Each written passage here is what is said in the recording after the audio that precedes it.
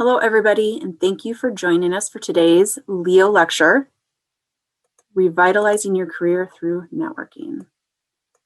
My name is Molly Glevy. I work in the Alumni Relations Office at Hamline, and I'm so pleased to have you join us, and I'm so pleased to welcome our speakers, Masha Finn and Mara Stomas from Hamline's Career Development Center.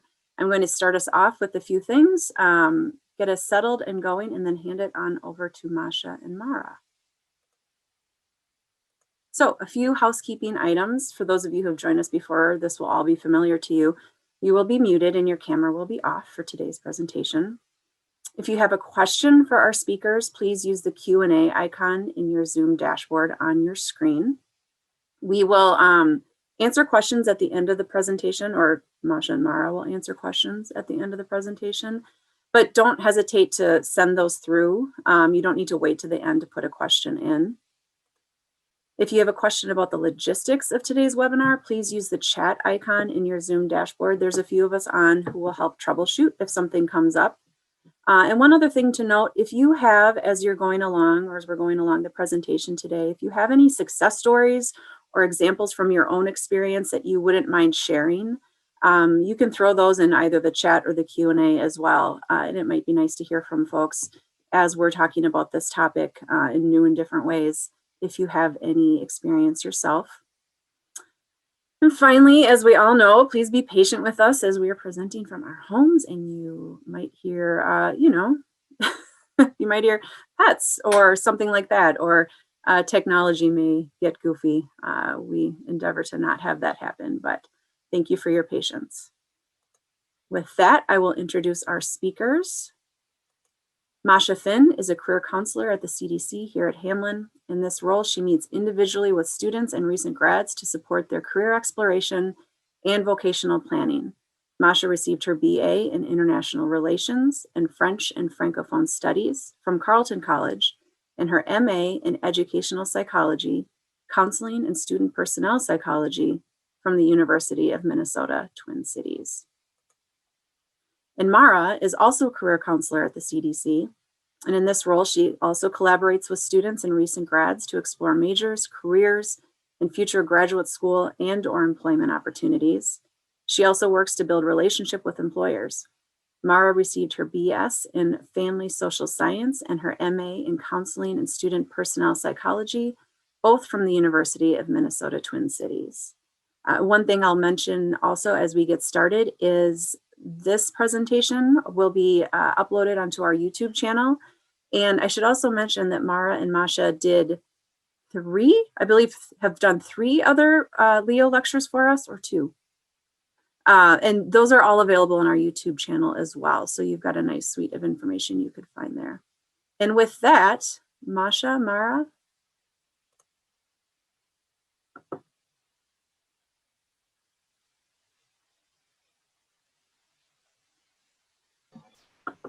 Thanks, Molly. I'm just going to present here.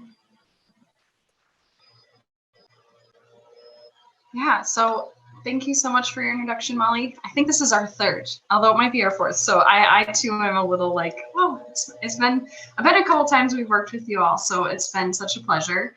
Masha and I are super eager to talk about this topic. I think we're both really excited about it and have a good overview of ways you can stay engaged with your network during this time and, perhaps in the future as well. So without further ado, we'll get a little started here. So to give you a heads up, I realize there's probably a wide variety of people with us today. So I wanted to highlight a little bit about our office. For any of you who are maybe recent graduates within 3 years, we can still meet with you one-on-one if you need any support in your career. We also, for alums and current students, you can use the Handshake app, and it's actually a job and internship database where you can actually use that to network with current students, employers. It's somewhat built like LinkedIn, but we'll focus our presentation mostly on LinkedIn today as one resource of many you can use. But know that your Handshake, you can create a Handshake profile and search for opportunities there as well and connect with people all across the US. We also have resources on our website there's a ton. If you're looking for something in particular, you can always, we'll share our email at the end of this presentation, and we can always direct any helpful resources your way if you're looking for something and can't find it. So in thinking about revitalizing your career, I wanted to highlight that because we have such a wide variety of folks who probably are joining us today, we're really excited about that. I wanted to just highlight the career development process. And I really want to emphasize it is circular. So, it's not necessarily a point A to point B. And in fact, once you get to that point B, maybe you decide there's a point C, D, or E that you're going to end up trying to explore. So, it's always, even when you're in a position that you've liked for a while, it's always kind of taking time to evaluate and decide, is this in alignment with my values or my stage in life, or, what I'm looking and moving towards? And if not, then maybe it's prompting some action, and maybe you need to explore, and then from there develop perhaps skills that you're more interested in, and then finding yourself in a place where you can really thrive. And you can be at any of these stages at any point in your life. So I think the huge part here is, continuously trying to take steps forward, no matter how uncertain they feel and perhaps nerve-wracking they are, until they become more certain. And I think, engaging with people you have relationships with and learning about their fields can really help create more certainty in the career development process. So for our agenda today, we'll be overviewing kind of networking, what it is, how you can find your network or who you might tap, how you might best reach out, and then also staying connected and how you might maintain those relationships. And Masha and I will be kind of going into different sections here. So networking, I think it's kind of this nebulous word sometimes. It depends on, what you're familiar with, but all in all, I want to just equate it to, it's just relationship building. And it's really focusing on developing a mutually beneficial relationship in relation to career. And truly, it can happen anywhere. Perhaps it's through, one-on-one informational interviewing and getting to know someone in those one-on-one relationships. It could be through a mentorship, if you have a formal mentorship program within your current work, or it's an informal mentorship. And there are mentorship programs you can reach out to gain that insight through associations, and we'll touch on that too. But perhaps it's large group events. And I think this is the most commonly tied, networking and large group events are sometimes like the common misnomer, is where it's, it's going to be rubbing elbows with someone and, trying to reach out and put yourself out there in these large groups. And it really doesn't have to happen that way. And in fact, COVID has definitely changed that. So we're going to really emphasize today how to build those one-on-one relationships, as well as that these large group events are still happening. They just might be happening virtually, so it might look and feel a little bit different. But truly, they can happen anywhere. I've heard of plenty of people sharing with friends and family kind of what they're experiencing in their career, and finding out that someone knows someone who knows someone, and those loose ties can really come in handy. So you're probably all familiar with, networking, of the saying of, it's not what you know, it's who you know. So I wanted to share this stat. 70% of people were hired in 2016 at a company they had a connection. I would assume that's kind of the continued trend here. So I think there's kind of a disconnect sometimes where we know it's really important. However, there are some barriers or kind of things that can get in the way of this happening. So we are going to have an interactive poll here. I should have gave a heads up about this. But if you can actually text network 21 to 22333, or you can open up your web browser and do pollev.com/network21. We would love to learn a little bit of what barriers you experience when you are hoping to network, or even thinking about networking but don't necessarily engage in it just yet. This will be really helpful for our presentation. Hopefully we can address some of these barriers that you may experience when you consider networking. I always give it about 30 seconds to let things populate here. But you can free text, so you can have a long response or short response. Just hoping to learn about what barriers you may experience.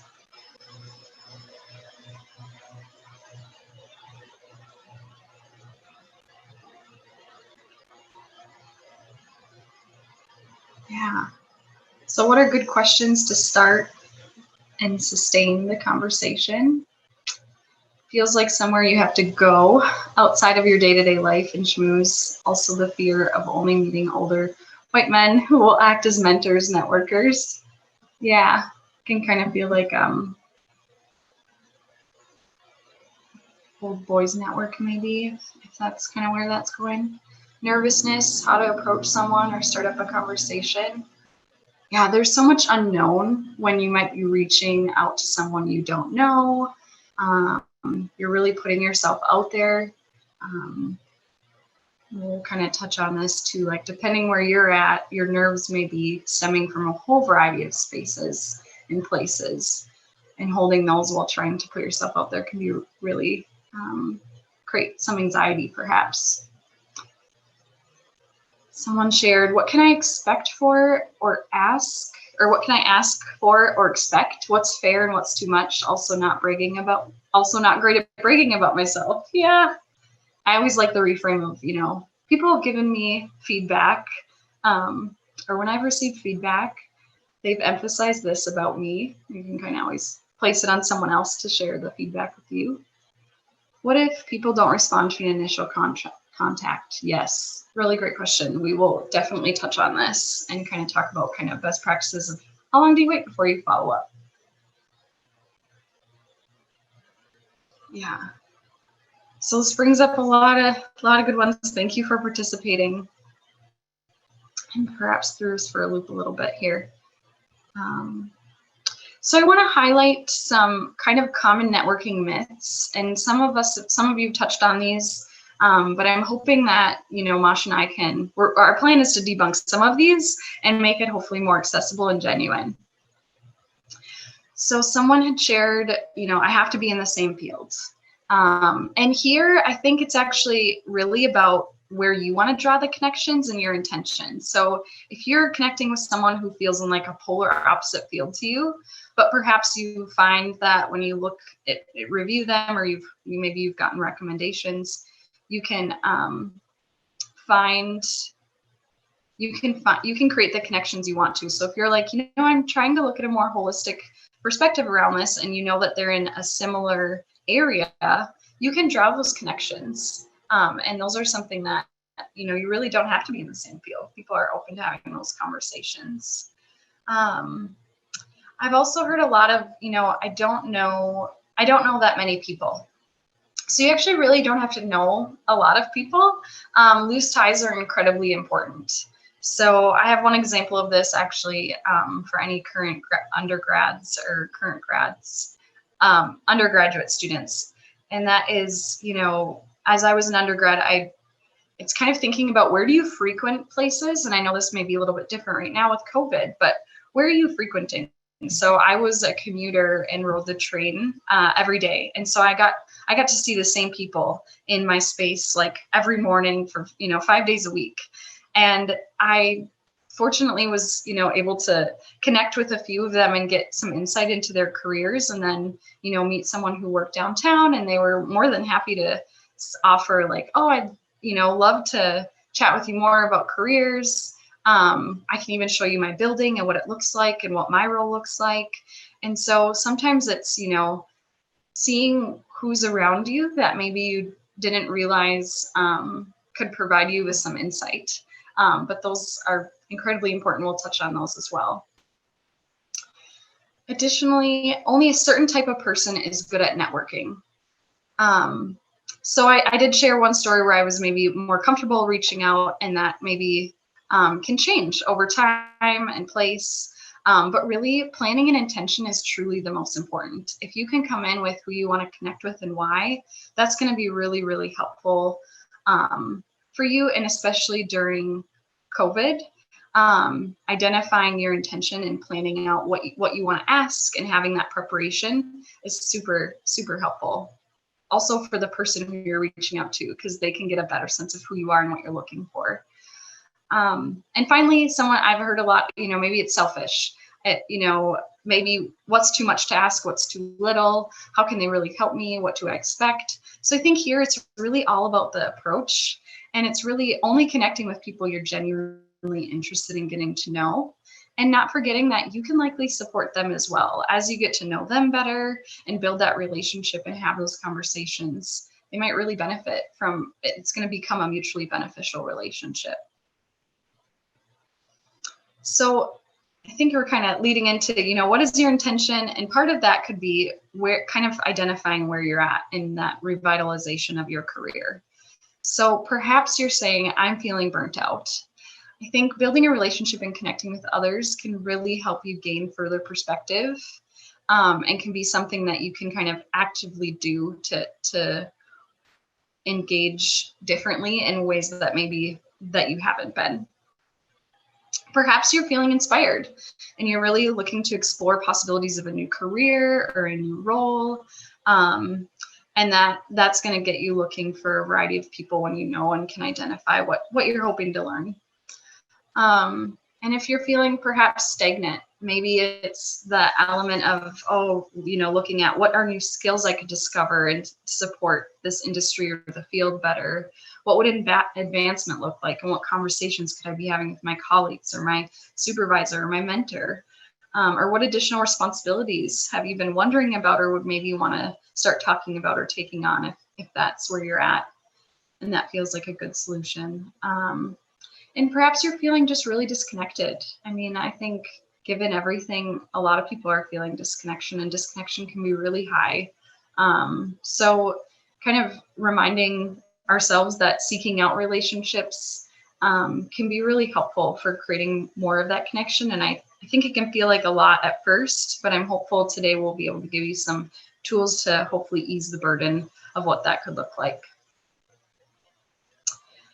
And so once you kind of think about, okay, where am I at? What am I feeling? Then perhaps using that feeling to really inform your action and what your intention is going to be when you're connecting with someone.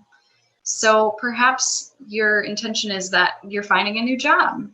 By engaging with someone else and kind of reaching out, you could learn about that person's story and career choices, how they got to where they are. You would also perhaps gather firsthand information and advice about the fields.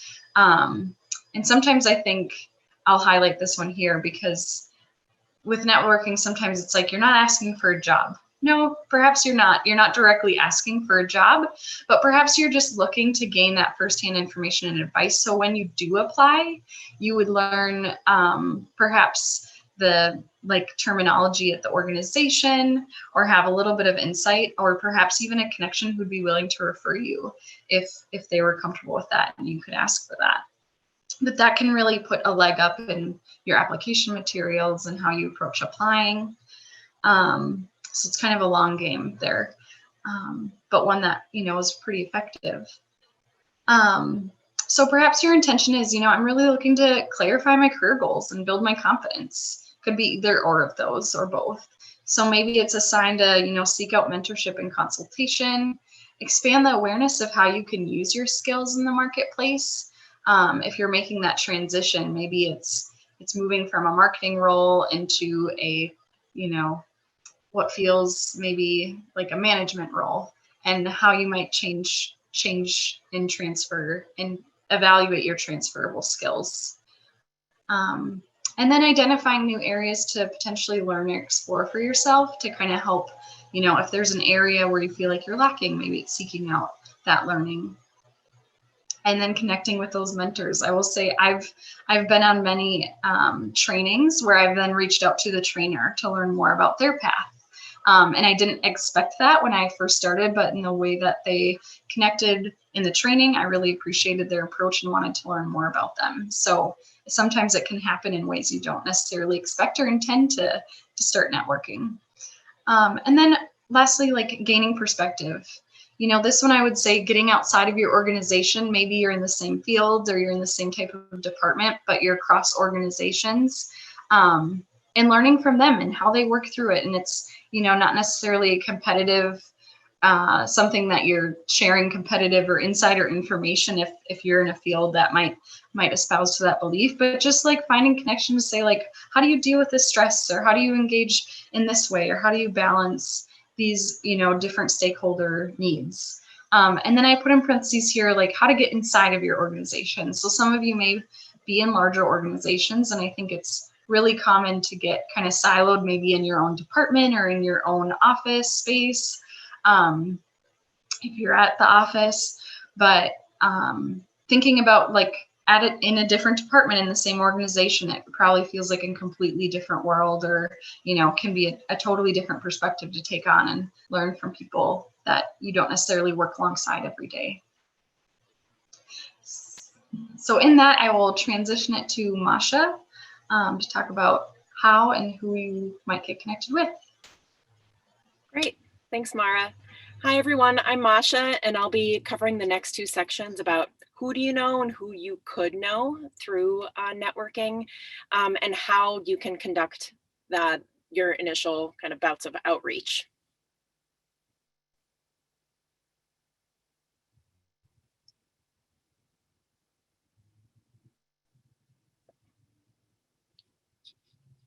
Just moving on to the next slide. Yeah, so wanted to share a web of your network. So who are the people who are already within your network? Some people you might already have some relationship with. And then there's an expanded element of that too. So who are the people you could know? Who are the people you could start reaching out to and develop some more relationships with? And so within your existing network, that could cover anything from your family and friends to jobs you've held in the past, jobs you currently hold, your peers, classmates, fellow alumni that you already know, and then activities that you're a part of. So I often think that people immediately go to the areas that people have in common with them in terms of their fields and their career areas, when people have connections all across the board. You don't necessarily have to only talk to other marketing folks to be able to find people in the marketing field. It could be your daughter's volleyball coach, or it could be someone you volunteer with at the food bank.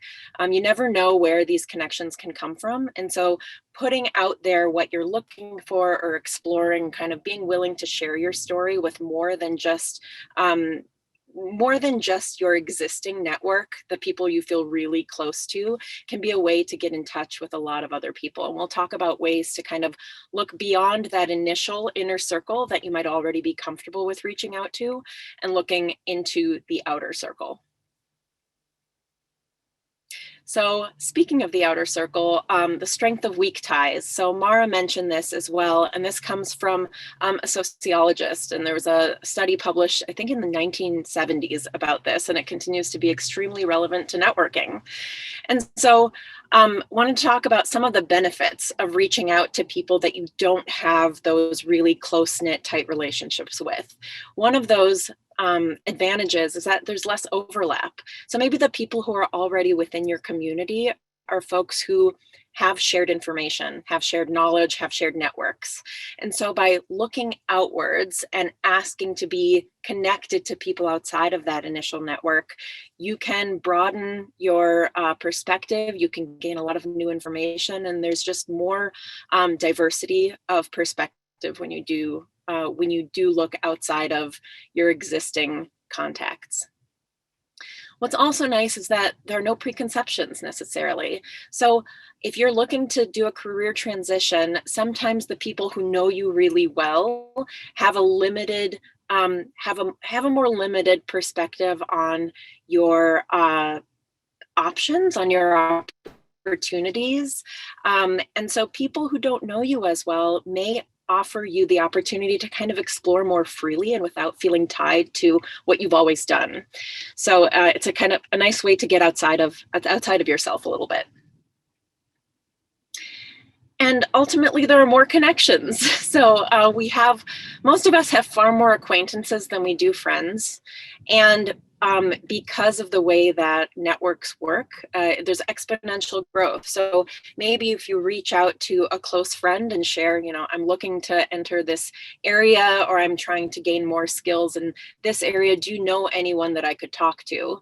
By asking that question, they could probably come up with like 3 or 4 people versus you only relying on that one connection. So it just broadens the number of people you can get connected to.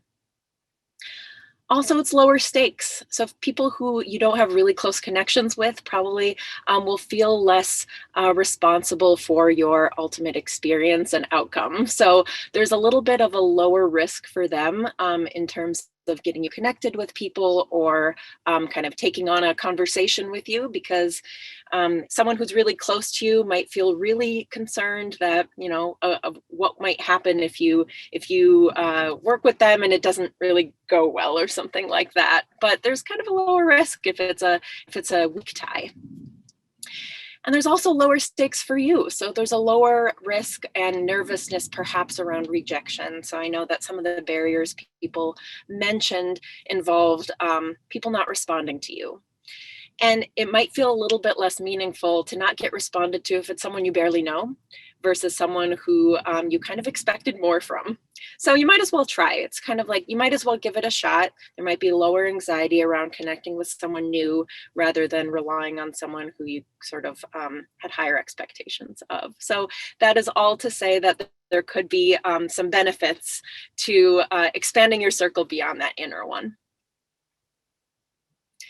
So one of the ways that you can expand beyond your inner circle is through professional associations. And these can be really wonderful ways to get connected with people. And especially in this time of the pandemic, when a lot of events aren't happening in person, there are quite a few that are happening virtually.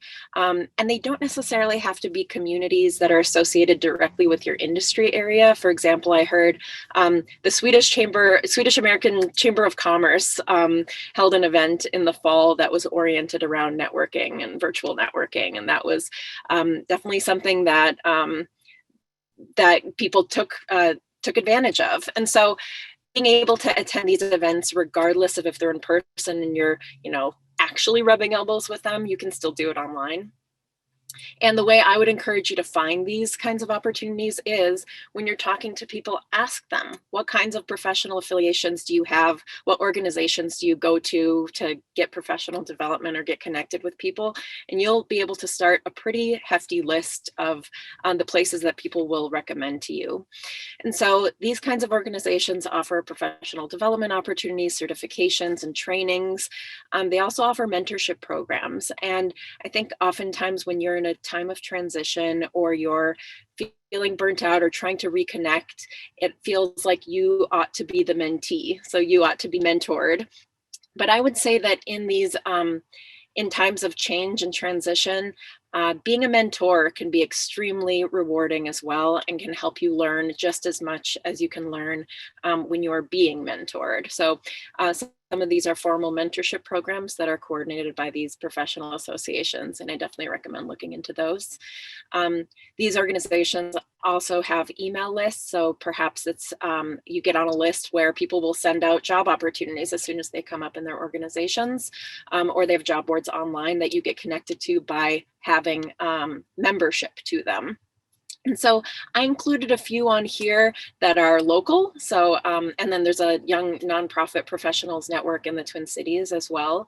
But there are, local, national, regional, international versions of many of these types of organizations, and they can be extremely beneficial. Though membership does cost money, I would encourage you to reach out and ask if there are events or people you can get connected to before you choose to apply for membership, because usually they want you to get involved, and they are oftentimes willing to kind of ease the way so you can decide for yourself if it's a good place for you.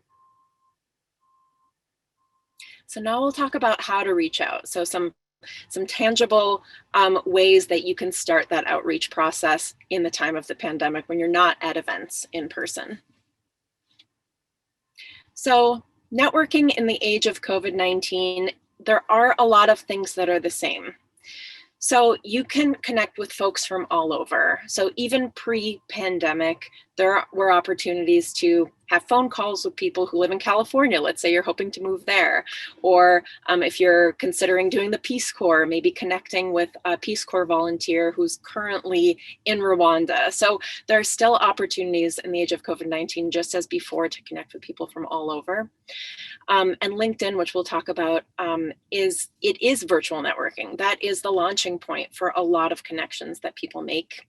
And even now, even in a time of, great strife and struggle, people continue to want to share their enthusiasm for their work. So everything that I have read and viewed, and the employers that we talk to and alumni that we connect with, they want to help people advance, and they want to help people get comfortable and excited and enthusiastic about their career paths. So people are still willing to do this. The things that have changed are connections are less organic. So, we're not all able to, have meetings in person and run into someone on the street that we haven't talked to in a while and, oh yeah, let's catch up. It is less organic, so it has to be much more intentional.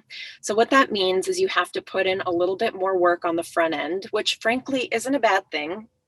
It's something that I think would be useful even post-COVID, that doing research and being intentional about your ask instead of just, oh yeah, you seem like an interesting person, let's have a conversation sometime.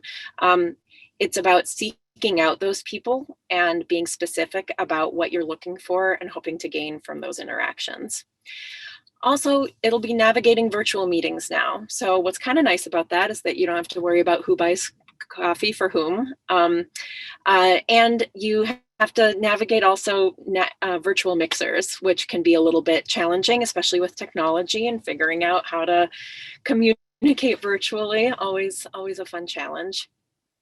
Another thing that's changed with COVID-19 is people are getting greater insight into both the personal and the professional. So whereas before you might have met with someone at their place of work or connected in an office setting or a coffee shop or something like that, you're getting insight into someone's home. And I think people are a lot more open about how they're balancing the personal and professional, especially in this new environment. What's nice about what has changed is that you decide for yourself kind of what works for you. So with networking now being mostly virtual, there is a lot more intentionality that you can have in developing those one-on-one relationships if that is something that you're interested in developing. Or you can join virtual networking events and go to broader, more like group-based kinds of interaction. So you can continue to make the choice of how you want to engage with people, if it's one-on-one or larger group environments. So something that I would encourage you all to do before you start reaching out to people and developing those networking contacts is evaluate your own online presence. Who are you online? How are you presenting yourself? And that's because, especially if you're using LinkedIn, people will want to see who's reaching out to them, learn a little bit about you before they respond. And you are far more likely to get, someone to react to your email or to respond to you if they can legitimize you and kind of make sure that you are who you say you are on the internet. And so oftentimes people do that through LinkedIn. Not everyone has a LinkedIn account. Of course, I'm going to support and encourage you to do that. But if you do have a LinkedIn profile, here are some of the main things that I would encourage you to focus on making sure you have in your LinkedIn profile. And I have my profile up here because I didn't want to borrow anybody else's. So I'm revealing myself. But some things to be mindful of are the photo. So are you approachable there? Are you providing, a welcoming face to someone who would want to respond to your contact? Are you using a headline that reflects your interests and areas that you want to be pursuing or expanding? So sometimes people will include in that headline where I have career counselor below my name. Sometimes people will use keywords related to the field, or say something like seeking opportunities in web development, or seeking training in this area. And that can be sort of an indicator to someone like, oh, this might be why they're reaching out. The About section is a really great place to highlight what are your interests, what experiences have you had, kind of a brief overview of who you are. And then a call to action. So for example, including something like, I'd love to connect with people who are in the marine biology field, as it's something that I'm exploring currently. And so people know if they read that, oh, this is something someone's interested in. So a call to action, connect with me if, or I'm interested in this. Please reach out if you also want to talk about it. The experience and education sections, those are kind of the meat, the resume portion of your profile. So I always recommend having that filled out and up to date.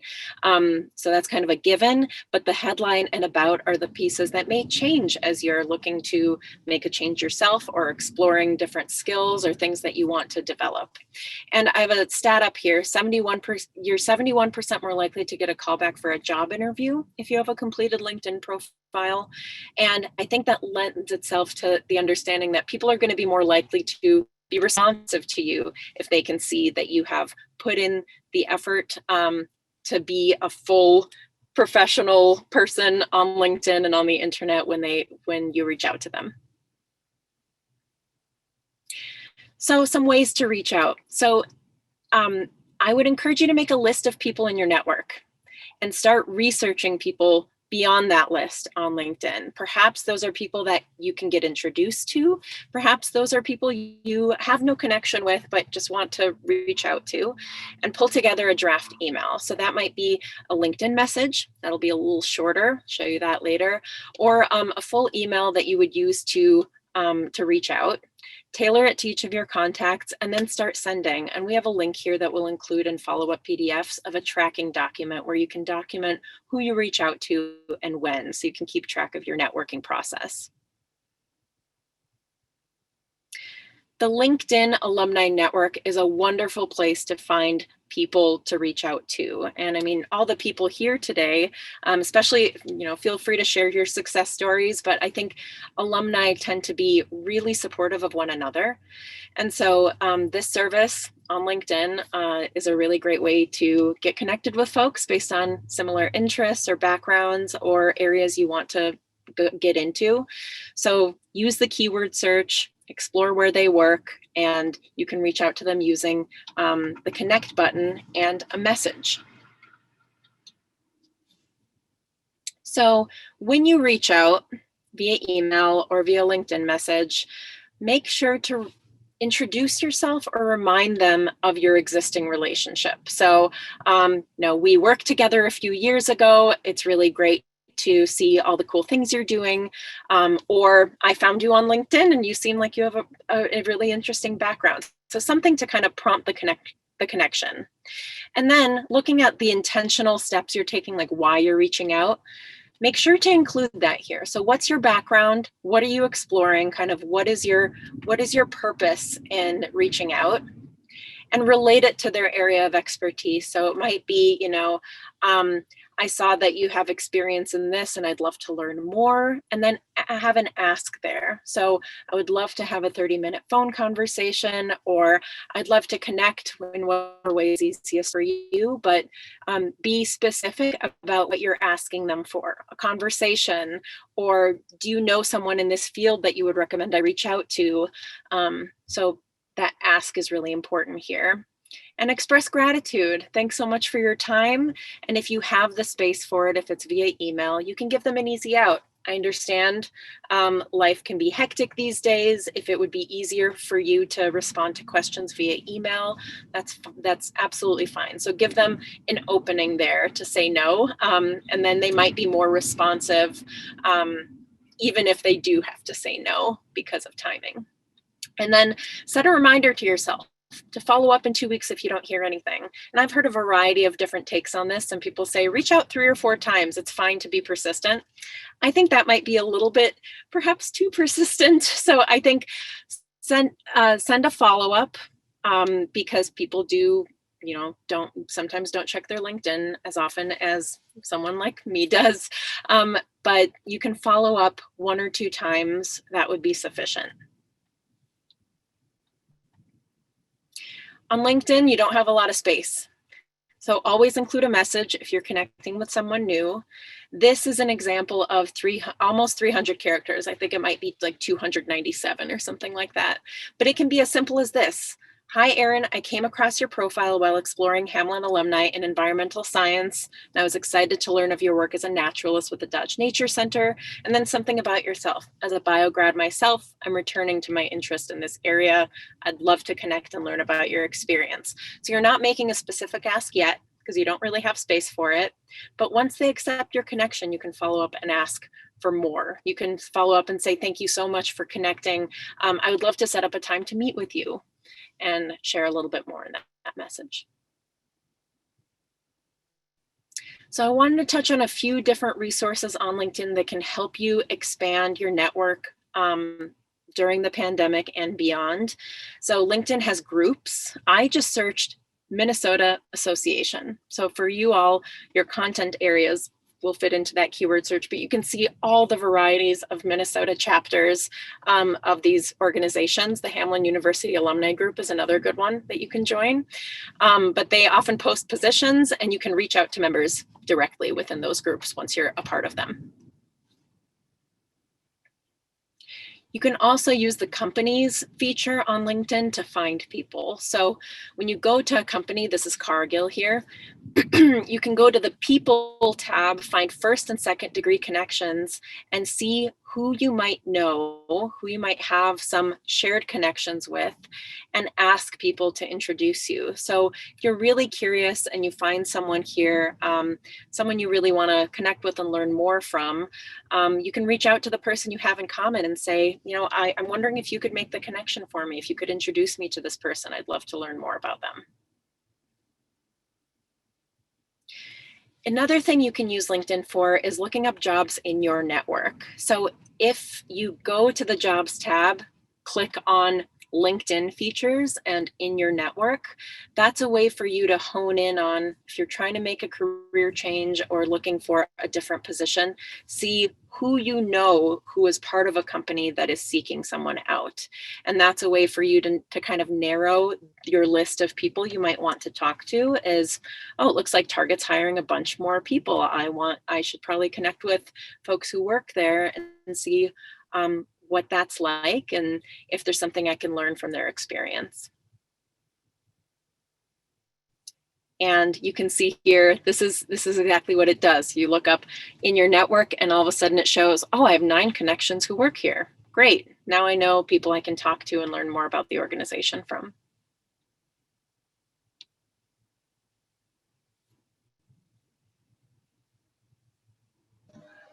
So we'll transition here.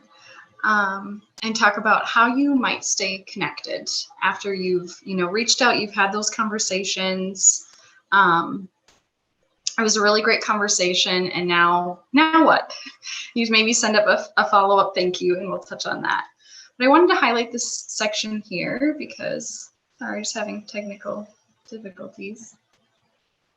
Okay, this stat I think really highlights the struggle sometimes, not only from like the first part of where you may be in reaching out, but then also the follow-up here. So 79% of people will agree that networking is valuable for career progression. There's a lot of statistics you might find about mentorship, being a mentor, that kind of elevate your career and get you maybe promoted sooner or quicker or more times than someone who doesn't. However, you'll see that a lot of folks will agree that networking is really valuable. However, less than half will say that they actually keep in their network when things are going really well in their career. So if you're in a place where you're feeling pretty good in your career, perhaps you haven't networked for a while, and sometimes this happens to be a little bit more reactive, where when we're feeling we need revitalization, we might reach out to our network, which is completely okay, but it's also important to consider how you want to keep up that genuine relationship, and then perhaps even frame, what you could give back if you've had a lot of mentors in your life who've supported you in different roles. So I want to give some quick ways that you can stay in touch that can feel perhaps more genuine. So the thought here, really making it intentional. So I know Masha highlighted a spreadsheet, and we'll share our slides here. But the spreadsheet will identify, who did you meet, where are they from, how'd you make the connection, what are topics maybe you talked about or connected on, and it could be work or personally related, and then really decide, how did that conversation go after the fact? Was this someone I'd want to keep in touch with? How often or frequent would I want to keep in touch with them?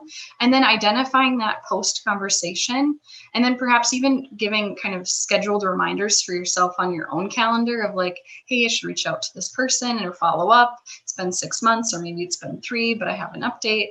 And I've heard a lot of people say like, oh, that seems so like formal or disingenuine, but really, honestly, like there's so much going on that giving yourself that reminder and then checking in and seeing like what notes you had and why you wanted to meet will get you back into thinking, like creating space to reach out and connect with that person again. So we've touched on quite a bit of the various functions of LinkedIn, but another really great thing about it is when you connect with that person on LinkedIn, you can see their career trajectory. When they change positions, you can congratulate them. It'll kind of come up in your feed, and it can just be a really natural way to stay connected and check in. You can also share relevant articles to the field. Perhaps you're in the same field, so you share broadly with your group and they can see you come up on their feed. Otherwise, you can also make it more personal and send them a message and share that you found an article and it related to a topic or an area you talked about. And that can be a way to stay connected as well.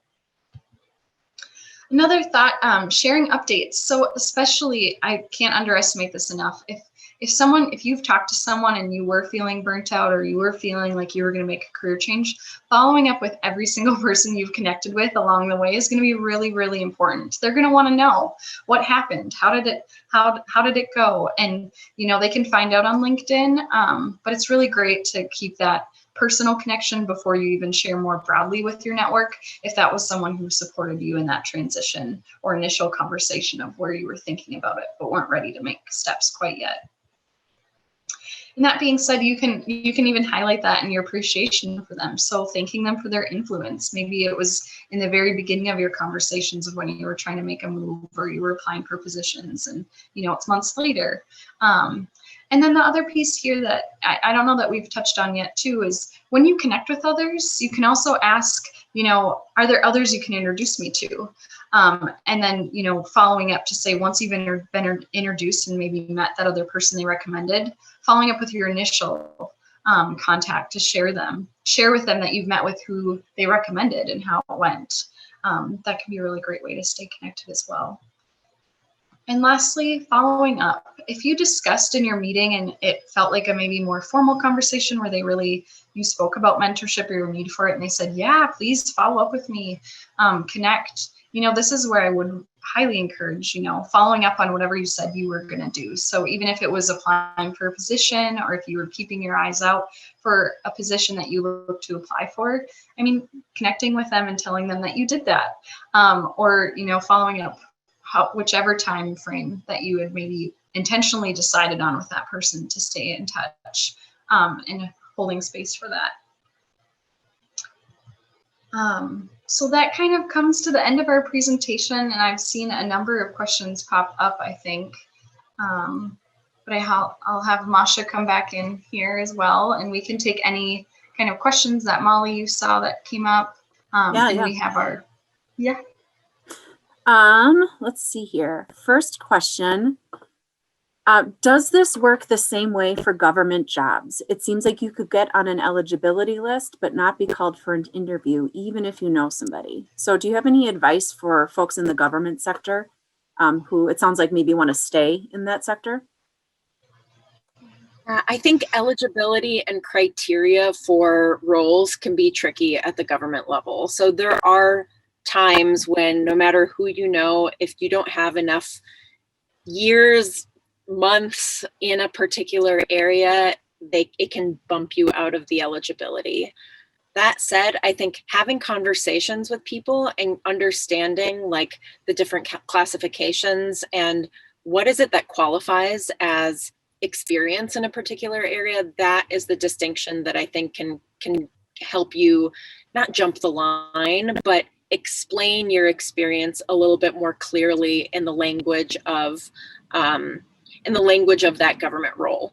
So I think sometimes people get tripped up, and it sounds like the person who's asking this question is already familiar with some of that bureaucracy, but sometimes it can get tricky just in terms of language, like what qualifies as clerical or administrative work, what qualifies as planner work.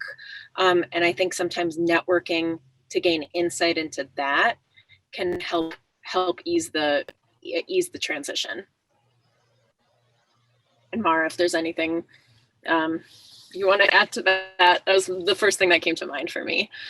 Maybe a quick add is anyone who is new to the field of government, I will say there is quite a few, you'll find that you kind of have a government resume that is really long and has really detailed information because that is how they identify different pay scales as well. So we do have some resources on that through our page if anyone's looking into that area, but I think Masha, you're spot on, and getting connected with anyone in the fields and then trying to clarify what some images and terms, because I think it can get a little overwhelming too, because they tend to be quite detailed. Here's another great question. I've heard it's rude to ask someone, so what do you do? But I'm not sure what the right conversation starters are. What are some good questions to start and sustain conversations? I think a quick flip I would do to that particular question is saying, what inspires you in your field or inspires you to continue in the occupation you're currently in? And I think that can really come from a place of having that person share their energy, and we'll likely get to, what they do on a day-to-day basis and what speaks to them and maybe what doesn't. And I think even asking the question, I frankly haven't heard that that's rude to ask someone, but that said, I'm in this field and I feel like I hear that question all the time. So I think another way to phrase it, if that is an uncomfortable kind of starting point, could be, how did you get into this field? Like what motivated you to explore this profession? Sort of the starting point can be a really good way in. So it's not about like, what do you do every day?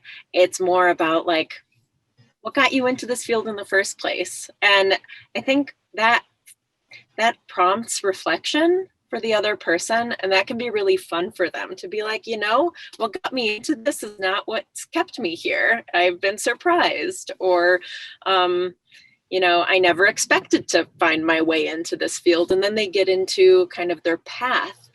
So I think the conversation starters could be more about like, how'd you get involved in this area, rather than what is it that you do right this second?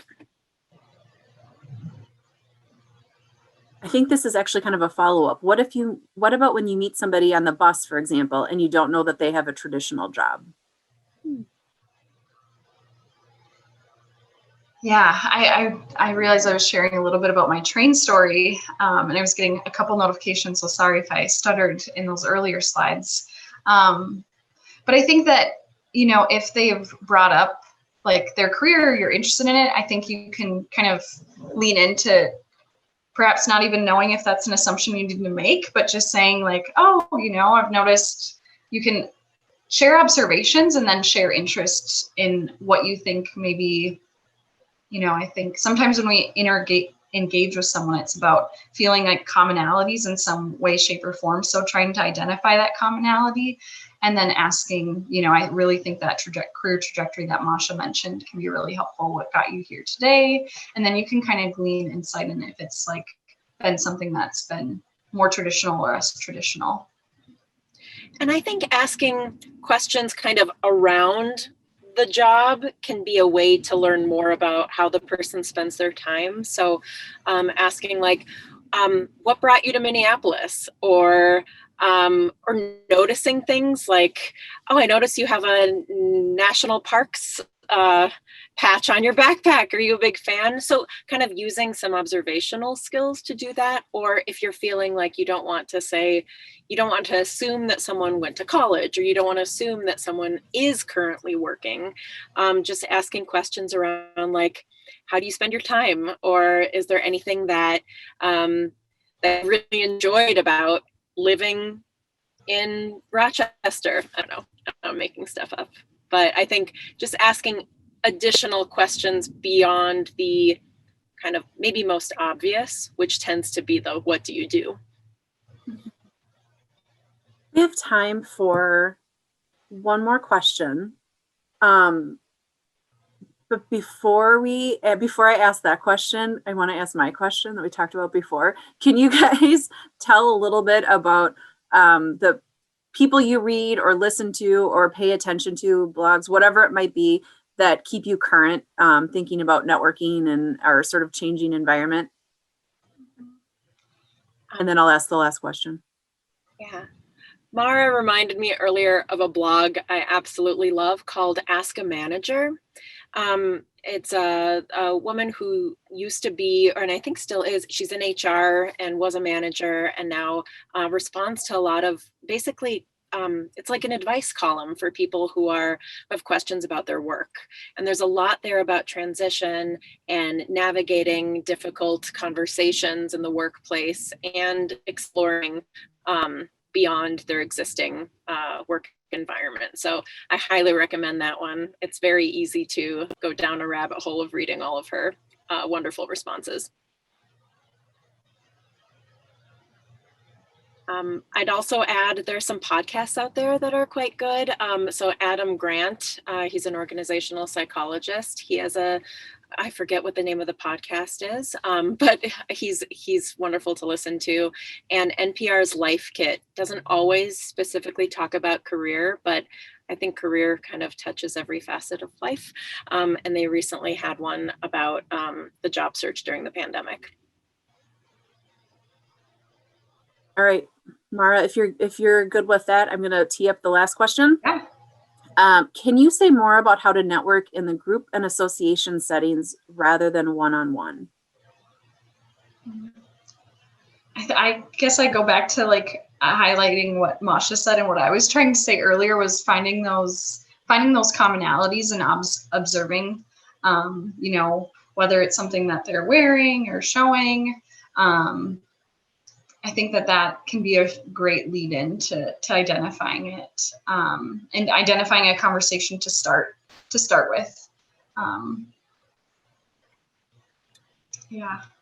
And I think with the group and association settings, you're starting with a much larger community, right? And so for those of you who maybe feel more comfortable in a one-on-one environment, that can be a starting point, but may not be your most comfortable setting. Like that may not be your favorite. For someone who talks about networking a lot, I struggle sometimes in those really large social settings, and prefer the one-on-one, but that's an entry point. So it could be an opportunity to kind of gauge and share a little bit about what you're looking for. And based on some of the conversations you have with people, either in person or in those virtual networking environments, then you can follow up with those individuals that you feel like you've clicked with, or you feel like you have some shared interests in, and ask, even in the moment, if you're feeling like, oh, this is a really great conversation that I wish could continue for longer, and we only have 2 minutes right here, you could say, I'd love to follow up with you and have a longer conversation. Would that be okay? And then send that follow-up and set up that one-on-one meeting. So that can lead into a lot of those stronger relationships, but at least the group association setting is a way to collect some loose ties and make them stronger ones. I think one thing I would just quickly add to what Masha shared is we really presented the one-on-one as being really intentional and figuring out what your questions are, what your goals are. I think you can also do that for the associations. So Masha kind of displayed that as like, this is my time to share who I am and what I'm looking for. Think about what you would want to share and how that will how you want to come across, but then perhaps other also questions that you've maybe prepared on the back end, knowing the event or who might be in the room, where you can glean more insight into, you know, advice in the field, or kind of have those questions prepared for yourself as well. Thank you so much, you guys. Well, that brings us to an end of learning all about networking and revitalizing careers through networking. I will mention this presentation will go on our YouTube channel, like I mentioned before, but also Marsha and Mara are okay with us sending out the slides that they used today. So we will send those out by email. And if you are watching this on YouTube later and you want to have a copy of the slides, just email alum@hamline.edu and we can get you a copy of that so you can reference that as well. We've got more Leo lectures coming this spring. We're working on one right now for March 26th with Professor of Practice Jim Scheibel leading a panel. More detail to come about that. We always like ideas. So if you are still holding on and listening right now and you have a great idea for a Leo lecture, please email alum@hamline.edu because we'd love to hear it. And with that, I would just say thank you to Masha and Mara. I really appreciate your time and your energy and expertise. Thank you. Thank you. Bye, everybody.